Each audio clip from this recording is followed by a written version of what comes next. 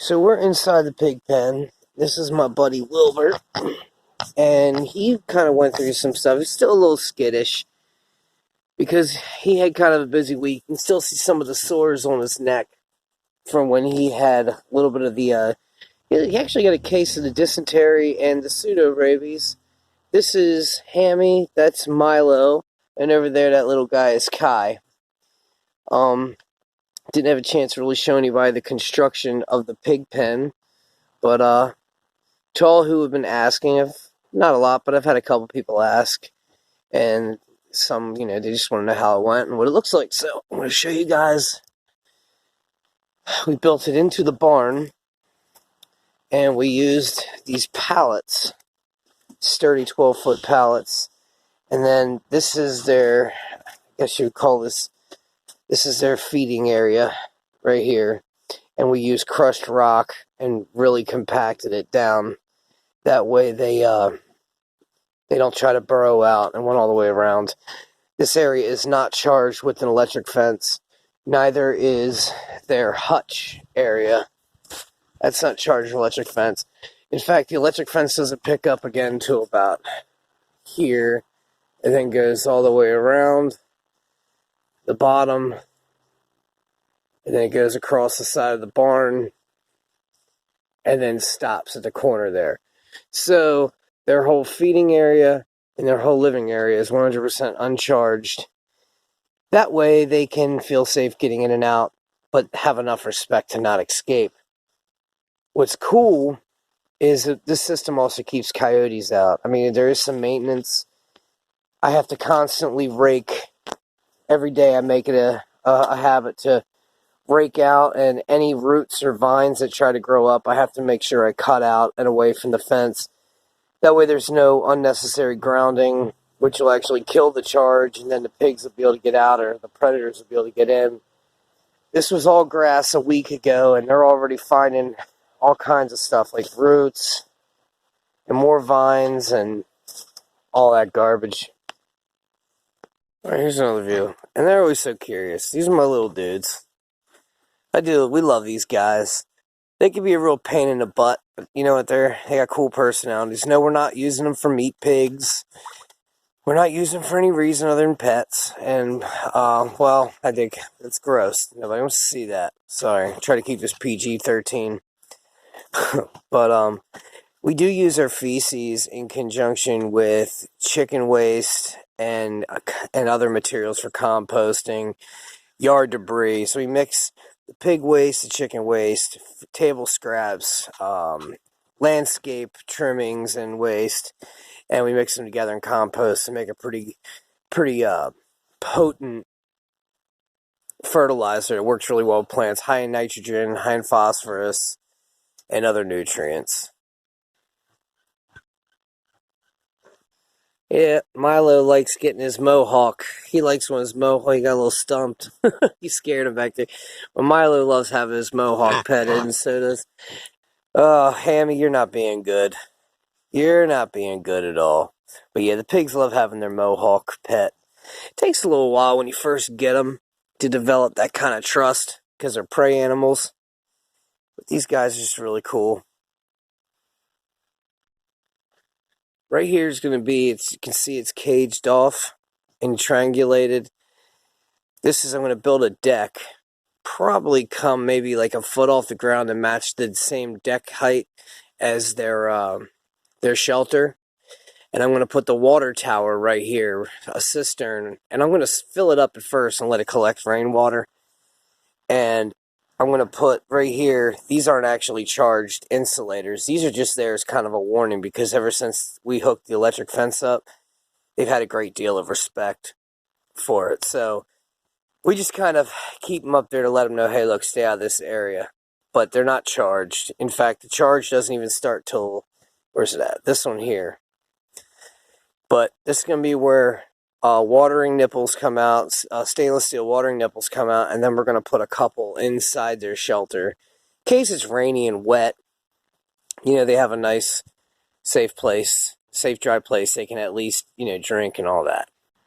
Now, this is inside their shelter. You can see over here, this is the inside-outside area of their watering tower area.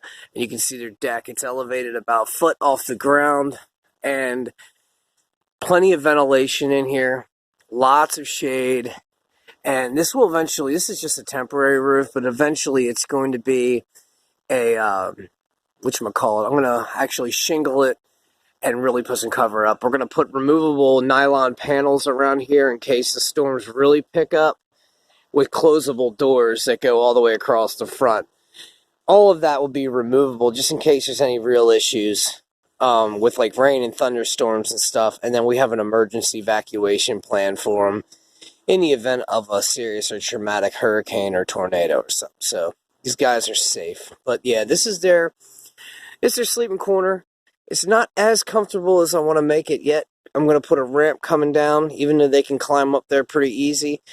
And I want to also get some non-edible bedding for them. It'll be kind of like hay, but it won't be edible. They're not going to feel the need to eat it all the time. And then I'm going to put a flat piece of board across there with little drill holes in it so they don't get their foot caught in there.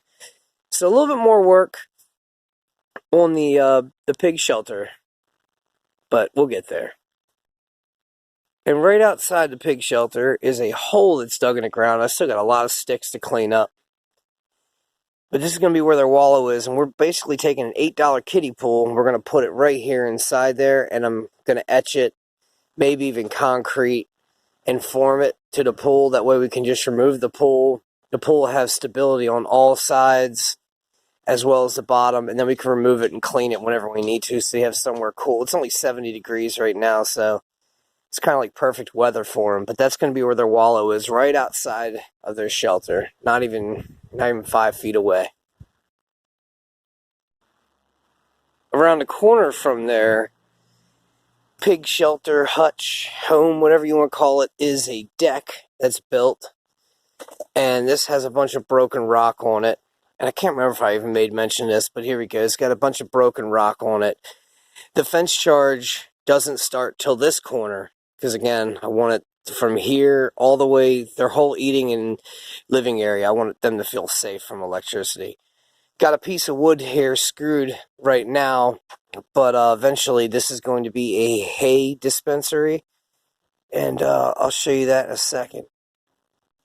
But before I show you that, I want to show you the electric fence. It's just low enough to where they can't get out, nothing can get in. I have to make sure, every day I have to make sure I pull anything that's underneath away.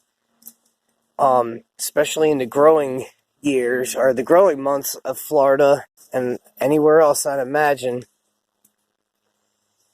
Got it, you know, these weeds can grow overnight pretty much. So I just basically come in here and I'll look for stuff like this, and I'll pull it back, and if it's attached to the ground, I cut it with the shovel, and then I throw it over the edge. I do that all the way around. Biggest issue that we have with pigs, and anyone has with pigs, is rooting. And they're just really good diggers, and you can see them all over the place. Just these little holes being dug all over the place. And I constantly rake those out. They're just looking for bugs and grubs and all sorts of stuff. In our pen, we leave dried, like, cut off branches and stuff in here. That way they have plenty of places to scratch their head and their body, because again, they don't have oils, so they got to have plenty of places to scratch. We also make sure that we leave a couple of these branches and other foliage in here, because that attracts bugs. That way they don't get bored, because the biggest reason that pigs try to escape or attack each other is based off of boredom. Isn't that right, guys? Make sure we got plenty of things for them to scratch themselves on. And we also got little balls and stuff in here for them to play with. And they're not the biggest players with, like, sport-related things, but every now and then they do play. And you can see them running over to it. So, also above, we made sure we picked very specifically where we wanted the pig pen. And we made sure there's plenty of live oak coverage. That way, they're nice and protected from the sun. Okay, this is the system I got. I got a 60-gallon barrel. Now, there was no acids or really bad chemicals in this. This is a watering barrel. And what I did was, just cut the top off of the barrel, and I'm gonna cut a hole in the side.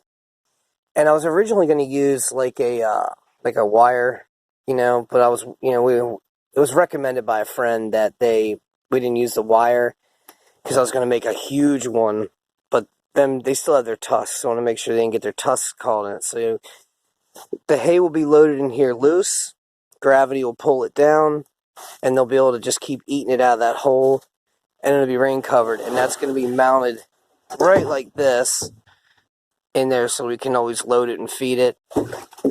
Plus they'll have a dry deck to go ahead and be able to eat off of. These rocks also attract bugs and grubs and stuff for them to eat. These are the insulators I use. This side, it's for a T-post, but I just use these. The wire gets hooked in there, and then this gets mounted to the side, and I just use 2 screws each. Like I said, these are intended for T-posts, but I just use these. And then I have a 1/4 mile of, I guess it's called Red Brand, but 1/4 mile galvanized electric wire. So it's more than enough for the pen size we have. And this is the electrical charger we're using. It has a 0.7 joule output and 0.9 stored joules. This only costs 4 cents a day extra on our electric bill. But we also run these out, and then you run the hot all the way down and then around to the rest of the fence. And then you got to have a ground post that goes straight into the ground, and then the green ground comes around. The reason why these are crossed over is if there's ever an emergency